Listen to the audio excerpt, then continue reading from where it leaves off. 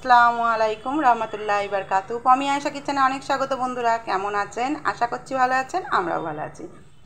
আমরা পেঁপে দিয়ে প্লাস্টিক চাটনি তো বন্ধুরা অনেক খেয়েছি। তো আজকে বানিয়েছি আম দিয়ে প্লাস্টিক চাটনি। তো বন্ধুরা এইভাবে আমি যেভাবে বানাচ্ছি একবার বানিয়ে দেখবেন। খুবই সহজ পদ্ধতিতে বানিয়েছি। প্রথম থেকে শেষ অবধি ভিডিওটা দেখবেন বন্ধুরা, স্কিপ করে দেখবেন না। ভালো লাগলে লাইক শেয়ার কমেন্ট করে আমার পাশে থাকবেন। নতুন বন্ধুরা সাবস্ক্রাইব করে পাশে থাকবেন। যে বন্ধুদের কাছে আমি হয়তো এখনও পৌঁছতে পারিনি তারা একটু অপেক্ষা করবেন। আর যে বন্ধুরা পুরনো বন্ধুরা আছেন, অনেকেরই ভিডিও আমি দেখতে পারি না, তারা আমাকে একবার জানাবেন যে দিদি আপনি পৌঁছতে পারছেন না আমার কাছে। তো আমি আপনার কাছে পৌঁছে যাব। অনেক সময় কী হচ্ছে, মোবাইলে আসছে না, পুরনো বন্ধুদের ভিডিও বা কিছু নোটিফিকেশান চালু থাকলেও আসছে না। তো বন্ধুরা আমাকে জানিয়ে দেবেন, আমি আপনাদের ভিডিও দেখে নেব।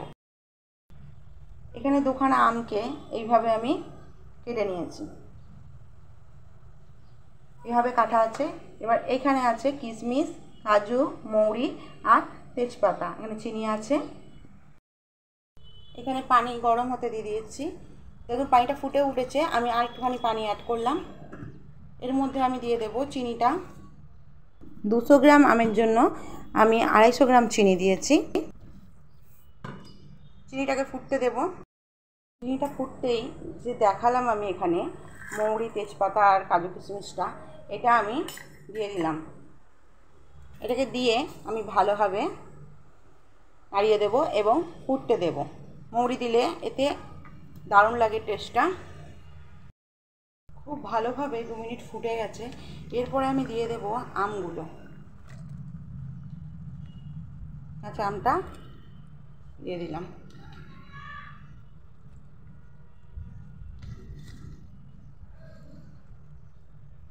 এর মধ্যে দিয়ে দেব কালারের জন্য অল্প পরিমাণ লঙ্কা গুঁড়ো আর অল্প পরিমাণ হলুদ গুঁড়ো, যাতে কালারটা একদমই ফিকা ফিকা না হয়। দিয়ে দেবো লবণ।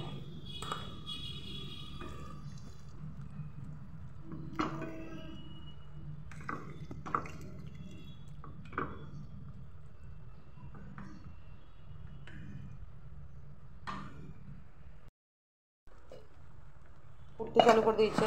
আমি ঢাকা দিয়ে হতে দেব 10 মিনিট। 5 মিনিট পর ঢাকনাটা খুলে দেখে নিলাম, আমগুলো অনেকখানি নরম হয়ে গেছে। আবার ঢাকা দিয়ে দেব। ঢাকা দিয়ে 5-7 মিনিট হতে দেব। একদম দেখুন হয়ে গেছে। আমগুলো দেখুন একদম স্বচ্ছ হয়ে গেছে। আমের যে কালারটা থাকে একদম চেঞ্জ হয়ে যায়, পরিষ্কার হয়ে যায়।